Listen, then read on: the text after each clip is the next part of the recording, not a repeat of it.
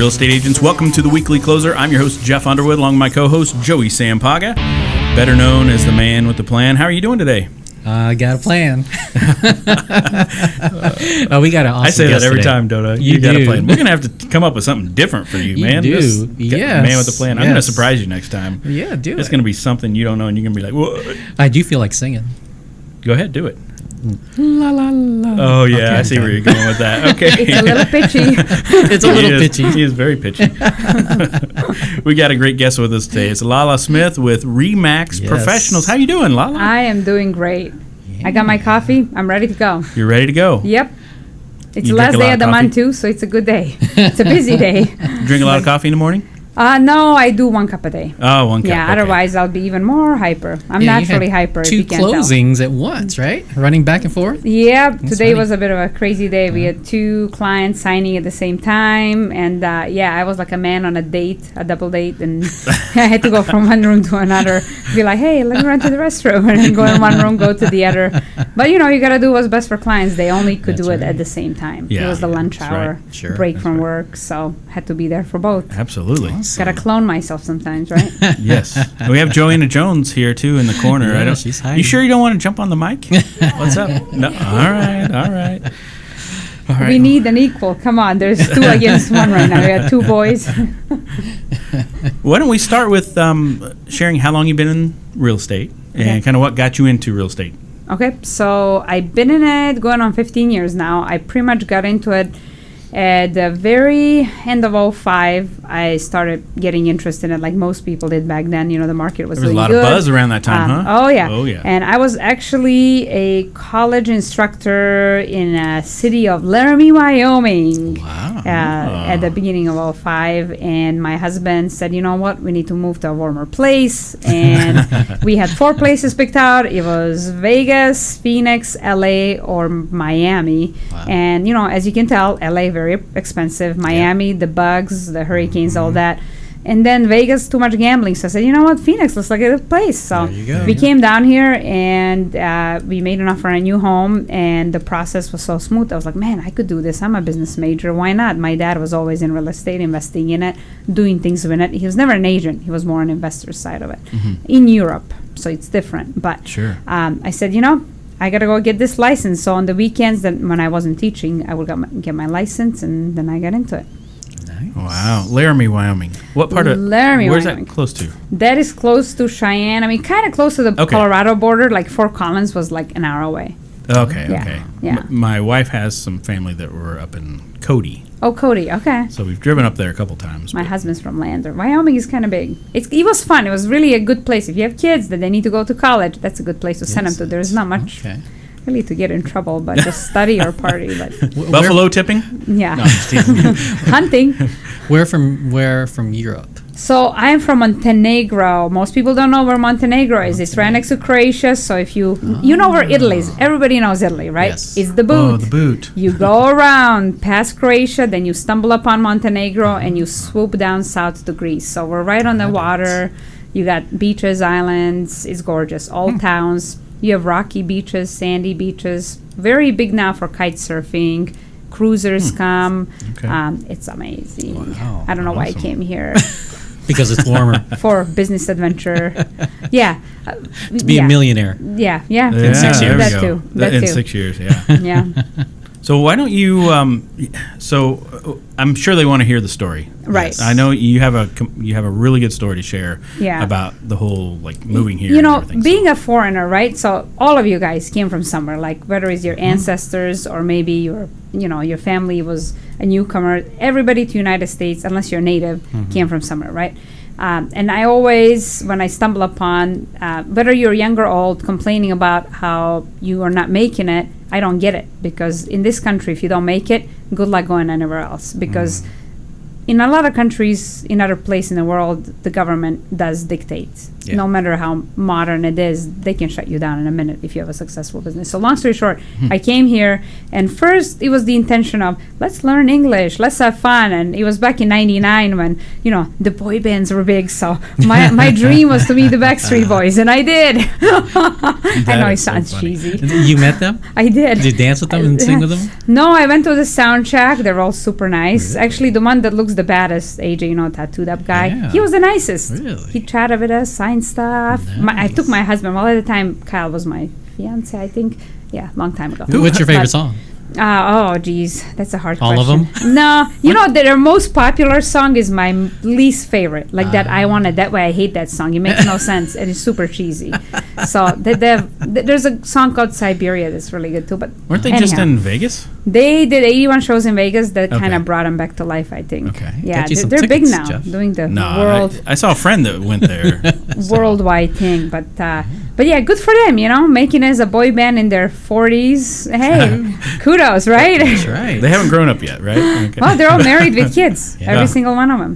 Wow. But anyhow, so came in '99 with one duffel bag. It was a Nike duffel bag, and I went to Montana, lived on a ranch. The sweet family with 5 kids had I want to say 250 cows, 10 horses, little airplane to fly over their ranch. That's how big their ranch was. But Wow. it was a bit of a culture shock. I came from a beach type of resorty place, very touristy place, landed in Minneapolis, and then took a plane to Billings, Montana. They picked me up, and I sat in a pickup, and we took off on a dirt road. And I remember just looking back going, wow, this is like Texas Ranger with Chuck Norris. It's like, it was amazing. I was like, wow, totally different lifestyle. But it changed my life. That's why I went to Wyoming. I wanted to stay with the school. I was third in class. I mean, I found the school fairly easy, I don't know. It was kind of fun. They let you pick your own classes, what you want to take as senior in high school, Yeah. some electives, which you couldn't do in Europe. I had 14 subjects. You study anything from Latin to psychology to philosophy. They make you grind. But here it was kind of like, hey, pick your own classes. Great. Let me take marketing. So much fun. And then went to school, did really well in Wyoming. People were great. I actually got awarded. I went to the White House. Wow. Dick Cheney was vice president at the time, and me and a few students got to fly out, eat at the State Department, met Colin Farrell. Yeah. I'm stumbling now. Colin Powell. Colin Powell, yeah. That's right. Yeah, not the actor. Not the actor. The politician. I'm nervous, can't you tell? And that was really fun. But soon upon that, like I said, finished in Wyoming and moved here and got into real estate. So it changed my life. It changed my life. Yeah. Yeah, it really did. And you said that you went from, well, you got into real estate at what age? I was just 23 when I got okay. into it. I got into it, tail end of 23, and I really didn't get a big start till I was 24 because I'm one of those people who likes to study the market and make sure I don't make a mistake, because the worst thing you can do to me is I make a mistake and then somebody comes after me. I cannot stand. I don't like mean people, and I don't like making mistakes because I don't want to be on a hook for anything. So Especially don't want to make mistakes for mean people. yeah, I kind of shadowed, of course, the new home market, and then when we went to the school, there was all these brokers that came by, so I got introduced to Rudy Soltes, who was doing a class, whose wife at the time was Lisa Soltes, who, funny thing, was the broker for Open Door. Lisa's the sweetheart. Shout out to Lisa.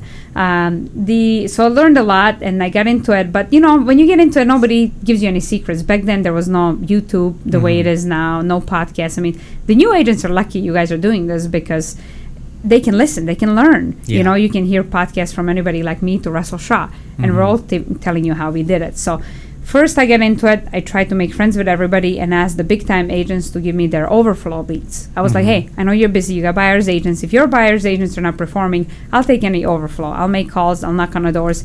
Like any other agents, I did some open houses. That was really, I don't find open houses too successful. It's kind of a gamble. It's kind of like going to casino, pressing a button on a slot machine. Yay, let me see if I get lucky. People can get to know you, but it's like, sometimes nosy Right, neighbors sure. and things like that. Yeah. But really, I did the overflow leads from the big time agents, and this was end of 06. So 07, as if you remember, 07 was the worst year. Yes. I call it a flat line. You wake up and everybody's like, whoa, what's happening? What's happening? And then we hit 08, and it was like, wow, everybody was upside down. So I remember one of my first clients coming to me. He was going through a divorce. He says, Lala, I'm going through a separation. What can I do to sell my house? And I'm looking at it, and he was only about 30,000 upside down. And I says, you know what? We got to call your mortgage company, see what our options are. And that's when the mortgage company said, you know what, you're going to have to do a short sale. I was like, short what? I was actually one of the first people in my office to do a short sale. Really? At this time, people were starting to do REO accounts, and I didn't have enough background to do it quite yet because they wanted at least 5 years of experience. Yeah. So I did the first short sale, and I was like, wow, this is working. So what I did is I started pretty much knocking on the doors of people that were getting late notices and sending mailers out. And I started getting lots and lots of short sales. And that's kind of what got me going. And then, obviously, I told you I'd done really well in my 20s. I started buying some of those and renting them out. And that's really what made my capital. I wish I would have bought more. I was just too young and not having enough resources. So, wow. Yeah, and you mentioned Millionaire by 30. Yes. So basically what I did was, again, 30s were up to 30s was the best time because you had, 09, 10, 11 when you made some good money, right? I pretty much, and I mean, just to give you an idea, I bought some townhomes by 91st and Camelback, 20 grand a piece. Now they're worth 140, right? The best one we bought was in Peoria, a little house for like 30,000, sold it for 180. Whoa. So the key was to buy and to do a lot. I mean, I remember my second year in real estate, I was already making 6 figures. And I always have done better than my last year. So the key was to save money. Wow. That's where realtors go wrong, is they start making money, and not all of them. Don't get me wrong. I met some that are very impressive, but they spend it. They go and buy the Escalade or now Tesla, the Beamer, or whatever. the Tesla. Yeah. It took me. I had a Hummer back then, right? Yeah. See all the Hummers driving around. I had a Chrysler 300 till 4 years ago, and I drove that Chrysler till it had 160,000 miles on it. Wow. And that was my great car. And then I finally gave in, and I did get a Mercedes SUV because I was like, okay, I gotta have a good car to drive my clients. I could afford it at that point, right? But I didn't go right off bat. Even when I was making a couple hundred a year, I didn't go and buy a fancy car. I had my Chrysler 300. It looked nice. I kept it clean. Yeah. So the key is really to save and invest smart. We bought some land, sold it for a higher price. So that's kind of how I made my fortune. But what happened was, so I was with a smaller brokerage, and then I was like, I gotta get into the REO market. So I saw Nate Martinez, who is with RE/MAX Professionals. He's the owner. He signs everywhere. So I went and interviewed with Nate, and Nate said, you know what, I could use some help with my Freddie Mac REO account. I'll bring you as a co-listing agent. So basically, I would list it for him. I would put my sign in the front yard, and I would get a lot of calls that way, get buyers that way, and we would get like 3-4 assignments a day. Wow. I would have to go knock on doors and tell people they have to move out. That was kind of a tough thing to do. And I was pregnant through that. I was 8-9 months pregnant. Wow. Yeah, crazy that my water broke at the appointment. I didn't even go to the hospital. I didn't even go to the hospital when my water broke. I ended up telling my husband, we gotta go do some business. He was driving me at this time. You went to a listing or a sign? We went to pick up tile for a house. And then as my water was breaking, I was picking up tile for this house. And then we hit I-17 to go to the hospital, and there was a car caught on fire, and we were stuck. And then instead of taking the exit to go to John C. Lincoln, I said, no. We got to go back to Arrowhead, get my laptop, because I got to get 2 BPOs to the bank by tomorrow morning. And my husband's like, you nuts. You're in labor. Your water broke. No, but I need to get the BPOs or we're going to lose this account. So that was just me. I'm just a workaholic. Wow. Yeah, I like to work. Wow. So that's the key, people. Work. Answer your phone and work. You got the perfect button for that. Right? Back to work, you slacker. There you go. Answer your phone. That's a Answer your phone. good. People don't answer their phones no more. No, they don't. It's sad. They don't. Yeah. That is amazing. 0 to $1 million in 6 years. Yeah. And then, you got to sustain it. You can't. It takes time. It wasn't like, wow, I got my license. That's where people make a mistake. In my first year, I only made 30 grand. I was happy with it. I was at being a teacher. You make that. So I was like, wow, I'm self-employed and I cover this. But the key is just to let it grow. Be good to people. You have to put client first. There's so many times where I did work for nothing. Don't be caught up in your commission. Yeah. Really don't. That's the worst mistake you can do, is when you're thinking about your money, your bonuses. You gotta help your people. You're gonna run across people that are crunching pennies, but if you help them, they will give you referrals, and that's the golden key. So sometimes you work for free, but you'll get it back. Absolutely. Yeah. Nice. So what are you doing in today's market? I mean, oh my goodness. I know we talked a little bit before about, obviously the iBuyers have a certain percentage now of the marketplace. Right. I'd be lying to you if I said that most realtors weren't like a little bit panicked like I am. The most people I've been talking to lately that are high producers, everybody's business has slowed down to some percentage because things are changing. We all, good agent, not good agents, but I should say high producing agents, we all depended on Zillow for so many years. I've been with Zillow since either 08 or 09. I think it was 09. And back then they had Trulia and Zillow, and I depended so much on the leads from them that we created a monster, right? We created Zillow. Okay, so Zillow came to us and said, hey guys, can you give me your home so I can advertise them on my website? And in return, I'm going to get you buyers. And we said, great. How much would be that? Oh, 80 to 100 bucks a month. Wow, awesome. Let's do it. And then over time, they kept increasing their fees because more agents were interested in advertising. We had more competition. Now, what I used to pay $100 for a zip code, now I pay $3,000 a month for the same zip code. What? And I probably get 4 times less the volume of leads because the competition's there. So they've gotten smart and they said, hey, if people can buy homes cash, like Open Door or OfferPad, now we can do it. So they just started doing that. I'm not sure how much long ago, but I just started noticing this year they're like really going for it. And, good for them, but it just kind of sucks because we enable them to do it. We gave them. When they bought a mortgage company too. Yeah. About 6 months ago. It wouldn't surprise me if they get a title company. You never know. They're going for it. But we created and we said, hey, take the listings that our clients have, put it on your website because we wanted the best for our client. We wanted our client to get exposure, and in return, we wanted to get buyers. Right. Well, and I know we get upset a little bit because of what they are, kind of what they're doing now. Yeah. But I think we have to look at it. They're a business. They're trying to make money, right? People still need people. I will tell you that what people need to know, whether you're young or old, there's scams out there, right? If you want to work directly with the computer, go for it, right?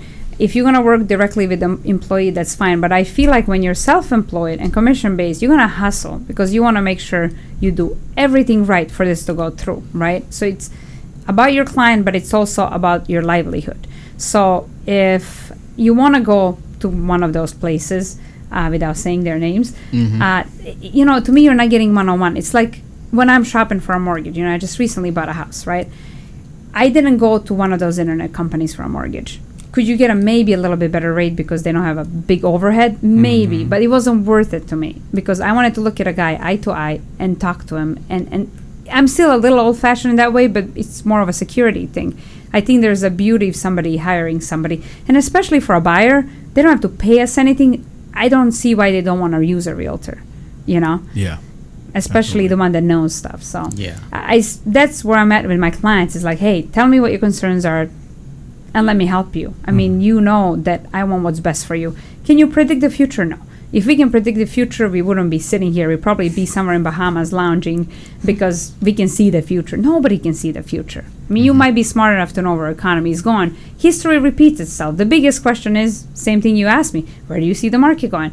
Well, it's going good right now. I don't see it stopping at any point. But did we see the recession coming? Maybe a little bit, but not to that point, right? Everybody was doing so good in 05. But we should have known with the loans. Now the lending is a lot more stable.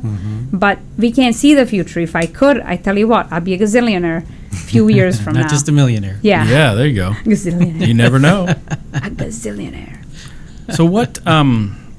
So where do you get most of your leads online, or It will you do be a lot online, of database stuff? but yeah, over the years, as you can imagine, I love my clients. I really get a lot of referrals. I'm so thankful for it because I've done well for them and they want to spread the word. So Yeah. I would say my clients are probably good 40 to 50% of my business, and the Wow, other that's 50% That's right. is cold leads. Yeah. Yeah. All right. How are you keeping in touch with them? I have Christmas mailers have been my biggest one, and then I have a monthly app that I email to them to let them know what the value of their house is, and then I have a monthly calendar of the events I put on my social media. I love having them on my Facebook because then I can see who had a baby, who got married, who got divorced, who did this, who did that. I really, Facebook has been a life changer for that Sure. because I don't have time to call everybody every day. Yeah. That's right. Yeah. Right. Yeah. So what tips would you give an agent, whether they're new or maybe their business has just like really slowed? I mean, Right. what should they be doing? The biggest tip is if you're not doing something today to generate business tomorrow, it's not going to fall in your lap. So you got to look at your day and you got to say, okay, what am I going to do today? Right? Am I going to talk to a stranger? Am I going to do an open house? Am I going to go talk to a high producing agent, see if they have any overflow leads? You got to do something. It's not Right. a rocket science. You're not going to get this secret answer from a high producing agent like, wow, how can I be a millionaire tomorrow? You just got to do it. It takes a lot of hard work. It takes patience. It takes putting up with clients that are different. It's kind of like being a psychologist and a best friend and a brother, sister, financial advisor, attorney. Like, we wear a lot of hats. If you want to be good, I mean, yeah, we're not licensed to give them all kinds of legal advice, but your clients expect you to know. Like, my client expects me to know, like, hey, if I sell a house tomorrow and I only own it for a year, what are the consequences? Well, you might get taxed. Do talk to your tax advisor, but you got to know some of this stuff. Or like, hey, I'm going through a divorce. How do I handle this sale? Well, let's talk about that. So probates. There's ways you can get busy, but if you're just sitting thinking about it, it's not going to happen. Or listen to podcasts like this, see what other agents have done. Go on YouTube, get a coach. You got to do something. Hook up with your title rep. They have resources, you know. You got to do something. You're not going to sit and it's going to fall on Joanna, your you have lap. Resources? Yes, we do. She says, yes, they do. Yeah. If you're in title business and you don't have resources, then you're doing something wrong, right? That's right. Got to have resources. That's right. No, this is amazing. Yeah, good I love the stuff. story. Yeah, For I sure. mean, we had, and you got to be safe. Listen, being a woman, I mean, I got into it in my early 20s. The thing that I hate the most from the new agents is when you call them and they say, you know, they'll do something for nothing, like oh yeah, sure, I'll do that deal and I'll give you money back and blah. I get sometimes leads called. Lee says, well, that guy told me he's going to give me money back. Well, that guy better not get in trouble because they cannot give no money back to unlicensed person. They can help you maybe with closing costs, with warranty, but you got to be smart about it. Don't, you know, if you're giving something for nothing too, people are going to wonder why you're doing this, right? Sure. Absolutely. So, and be safe. Like, I can tell you, I've been in situations where I've been pretty much held with a gun. I had a listing in Central Phoenix that got broken into, and it turns out it was squatters. I didn't know. I was about to show the house, so I came an hour early to check on it. The door was propped open. I went in. The guy ran in a master bedroom. I was a clown to go follow him, and I tried the doorknob. It was locked. Behind the door was a guy saying, "Get out of here! I'll shoot you!" And I'm like, Okay, bye. I froze. Went back to my car, called 911, and the police goes, "Hey, ma'am, is the house vacant?" I was like, "Yes, it is." Well, it took him 40 minutes to get there. In the meantime, the guy jumps the fence. I started my car, started following him to take a picture of him to send it to the police or the news or whoever. I was mad. They broke into this house and damaged it. Well, it turns out they were like cooking meth in the house. They stole all the copper piping. Like, it was a mess. But I've been in some situations. He could have shot through the door. I didn't even think of that. I was just mad that he broke into my client's home. So you got to be safe. And the best tip I can give to any agent is, if you are unsure about that lead, meet them at the office. A lot of my cold leads, like Zillow leads, internet leads, I'll meet them at the office because then you have them in your own territory. Right. Rather than, hey, meet me at the house at 7 p.m. at night. Yeah. Yeah. Absolutely. It could happen one of these days. And Sure. just gotta be careful. Yeah. Good tips. Well, thank you so much. So agents that are watching and listening, Right. if they want to reach out to you directly, how do they do that? They can call me at 602-810-0165. All right. Have you there ever go. had European on the podcast? Any Europeans yet? No, just There you people go. that have been there. Yeah. Okay. There you go. That's a first. You're our first. There we That's go. right. That's The awesome. foreigner. So have you been back to visit? Every year. Oh, every I go year. every year. My whole family's there. I don't have a single relative here. You know, besides my husband's family and my husband. I mean, but everybody from Europe is still in Europe. It's pretty. If you ever go there, it's fun. Have It's you fun, thought it's about pretty. going, like, moving You know, back? Or? it would be probably snowbird style. I don't Yeah. like winters there. It rains a lot. So I would probably do winters here one day. And but you know, I can tell you one thing. I've been to a recent, and it's kind of a fun but morbid story. I went to my husband's uncle's funeral the other day, and the guy that was doing the service said most people wait to get to their station, right? We all have goals. We all say, one day I'm going to do this. One day I'm going to do this. He goes, don't wait for that station, okay? You can't look at the past. You're not going to change it. You can't look at tomorrow. You can't anticipate it. It's just not going to be the way you maybe imagined. You got to live for today. So especially in this country, I know we all have goals, but you still got to take moments to enjoy today. You really do. Yeah. Because you don't know. I mean, I lost a friend once from like an aneurysm at the age of 34, and she just dropped dead. So you don't know. That's so right. anyhow, That's motherly right. advice: live for today There you go. and make goals. And make goals. Yeah. Right. You ready to get in the ring? Oh. She's like, what ring? Okay. That's where you put on the mask. Okay. Yeah, we'll get you a mask if you want. I have a foreign mask on. How about that? There we go. What's the best advice that anyone's ever given you? Best advice. Oh, that's a big one. I don't know. Dream big, I guess. Dream big. Okay. What advice would you give?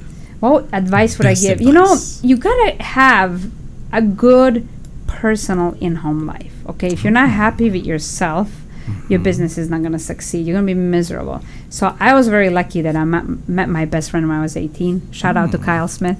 And the best advice would be when me and my husband bicker now, almost 20 years together with him, is just don't go angry to bed, right? Yeah. Right? That's You're going a to good start off idea. your day wrong. So if your in-home life is a good life, everything else can grow. So whether you're married, not dating, whatever, just be content with your life so your business can grow. Great advice. That is great. Yeah. That is great. Do something for yourself. Yes. Yeah. I go kayaking every morning now. I Really? never used to do that. I hate working out. I always have a gym membership, but I don't go. It's a bad Where habit. do you kayak? In the pool? Or? Well, we just bought a home on a lake. Lake, there we go. That was one of my goals, to find a waterfront Nice. property. We Okay. found one. So now, because I don't have time. Uh-huh. I always wanted to go to Lake Pleasant because I lived in Arrowhead. I was like, Yeah. I'll just go to Lake Pleasant. But no, now I do it off my backyard. But you can walk. Like my husband hiked every morning. Mm-hmm. He just gets his mind cleared. So do something for yourself or with your kids or whatever. Absolutely. Yeah. How about your favorite mobile app? Oh, I suck at technology. I gotta tell you that. That's one thing that I haven't gotten into. I mean, this is the first podcast I've done. I don't have a YouTube channel. My Facebook is still personal. My Instagram is still personal. Mobile app. It would be FlexMLS. I'm on that one the most. There you go. And then for social media, I would say between Facebook and Instagram, it's my evening read. You're not gonna catch me on social media till about 10 p.m. at night, right okay. before I wind down. I'm like, okay, what have people done today? But yeah, Wow. between FlexMLS and the social media. So you don't wake up with the social media. No, I So have you no don't get time for onto it that. until 10 p.m. Wow. 10 p.m. Nice. Yep, That's a night good owl. I'm a idea. night owl. I'm not too much for those that wake up at 4 in the morning. Oh, yeah. We just had someone here. Oh, that was Oh, hey, there Joanne. you are. Sometimes. Yeah, I can't do early morning. People are grouchy in the morning. As the day goes, they get happier. Yeah. I like happy people. So my wife would like you, yeah. Yeah. She hates morning time. Morning time is hustle bustle for people. Dropping love off kids. morning. Try calling a client at 7 a.m. They'll probably scream at you. Oh, no, you don't call. You just Call them at 6 do p.m. They're your like, thing. oh, I'm tired, but People I'm text going now. home. I just text, right? No. Yeah. I like texting. That's Little easy. emojis. Like, Except wake up. you can't feel the tone of somebody's text sometimes. Text will get you in trouble. The only time I had problems with clients is when they don't want to pick up the phone. They just want to text, and then you don't know the tone. That's right. Yeah, it eats me alive. Like, I am one of those that draws my client's energy in me, and it drives my husband nuts because I'll pick up on the energy, and sometimes I'll take it home, and I don't know how to get rid of it. So I've gotten better at. Yeah. I don't meditate, but I should. I should do yoga or something. How about a book recommendation? A book. Well, Lala used to read. That's how I actually learned English really good. I read my first year in U.S. I read like 16 books, and they're all cheesy, so I'm not gonna go there. But Rich Dad Poor Dad is still one of my faves. That's a good one. Because he came from nothing to something. I like people's stories rather than just somebody telling me something motivational. Tell me your story. I love stories. So autobiographies are good, but now I'm into audiobooks. I'm a little ADD, if you can't tell. I can't sit. You can't pin me down with a book. Even if I'm on a beach, I'm going to be looking at birds. So in a car when I'm driving, if I'm not talking on the phone, I'll be Listen. yeah. And I do have headphones when I talk on the phone. I don't like the Bluetooth stuff because if somebody calls you and you're with a client, everybody knows your personal business. Like, husband calls me, hey, honey, are you excited for tonight? Like, ooh, get ready. And a client is sitting there. You're like, well, you know what? I'm happy all the time now. Oh, I figured you were going to say, like, wrong number. Hang up. No, I did have people. I had somebody text me the other day, like, get ready for the massage tonight. I get the weirdest text, you guys. And I was like, what the heck? And the guy goes, I'm so sorry. I thought I was texting my wife. I was like, nope, wrong number. But I will take a gift card for a massage, and I'll take my husband for a couple. It was weird. I had a client once text me, like, hey, are you ready for that doobie later? Like, and I'm like, What? yeah. And honest to God, and I look at my husband, I was like, what the heck is doobie? Yeah. He goes, oh, you don't want to know. It's pot. I was like, oh, it makes sense why this guy's out of it half the time. I lost a client over there. It wasn't even my fault. He was texting me this, and I drove back. I was like, oh, no. Was not he hungry really. all the time? Not Yeah, that this was a a while back before it was even big now, like legal in other yeah, states. yeah. Like this must have been like 2010 or something. But yeah, Crazy. yeah, I know. Wow. How about a productivity tool or software that you use on a regular basis? Productivity. You know, you're gonna laugh at me. I'm so I didn't have a CRM for the longest time till about a couple of years ago. Wow. Even a transaction coordinator till a couple of years ago. So I was doing 80 to 100 homes all by myself with nothing. So yeah, I know I'm a little cavish, caveman style. Yeah. But no, I have Top Producer now. It's kind of nice when my leads come; they get automatic text and an email. But still, the best thing is to get off your butt and call these people, because you are gonna lose these leads if you don't call them. True. Yeah. All right, stuff. final question. Have you draw from the mask? Oh, geez. She was a little ADD. She forgot to tell us what book she listened to. Oh. Well, I said Rich Dad Poor Dad. Rich Oh, Dad, yeah, Poor Dad. that's right. Yeah, See, I'm hey. maybe you're not You are not a listening. good listener. Okay, or maybe I'm talking too much. That's the problem. I do have to repeat myself to clients several times because I get excited. I talk too much. If you could travel anywhere in the world, where would you go and why? Jeez, why did you give me We this just had one? that one. Do a didn't we? different one. Do you want Okay, to I'll do a one? different Yeah, one. do a different one. Okay. Yeah. All right. Yeah, because when I go to Europe, we like this year we're stopping in Paris for a couple of days. Okay. Oh, geez. You want another one? What is that What one? is your favorite superhero and why? Ah. Okay. Oh, there we go. I'm one of those that didn't watch Avengers or whatever they are. Avengers. Yeah. Avengers. Yes. Yeah, I can't even pronounce it. I am a foreigner. Okay. Whose favorite superhero has to be the Superman. It's the classic. I Superman, still sure. remember Ken Clark. Is that Clark Kent. Clark Kent? yeah. See, I knew I was going to go that That's okay. backwards. But I remember this scene as a kid. Okay. I remember him flying into the Hoover Dam. Okay. Remember that? We're talking Right? Christopher Reeves one. Christopher Reeves. Okay, there we go. Okay, Well, okay. yeah, the old school style. Yeah, God bless him. He was so hot back in the day. I was a kid, but he was still good looking, with his glasses and all that. But yeah, he was my favorite because Superman was a big time thing. And then second favorite probably Spider-Man. Spider-Man. But yeah, it's got to be Superman. So and- Hoover Dam. Hoover Dam, that was Yeah. it. I remember Hoover Dam, and then I came to US and I saw Hoover Dam in person. I was like, wow, what a treasure. I mean, it really is. US got some beautiful sights. Yeah. People don't know about. When you come to US, you think of Hollywood. Everybody thinks of Hollywood, Or right? New York. Or, So- yeah. No, it really is Hollywood because that's where movies come from, right? And yeah, stars come from. So you go to Hollywood and then you go to the Walk of Fame, and it's not what you think. You would think it's this beautiful large boulevard and you can walk on it like you do in Europe. You have piazzas and things. Well, you don't. Like the boulevard is just like a sidewalk, and there's all these cars buzzing, bzzz, bzzz, bzzz, and homeless. They need to make it prettier. They need to shut down that street and make it all a boulevard where there's cafes That's a and people good enjoy it and boutiques. Yeah. It needs to be more of a destination. It is still a destination, but it's not what I imagined. Yeah. Yeah. Disappointing. All right. Well, thank you so much for being here. Yep. And a big thanks to Joanna Jones with is security to enjoyable. bring you in. For dragging me in. Yes. Schedule While already she was once. busy. I'm sorry. No, it's been a great We show. really like the show. It's going to be a great one. Yeah, People are going to perfect. get a lot out of it. So, Sounds good. all right. Hey, agents, until next time, we will see you later. Adios. Adios. Adios.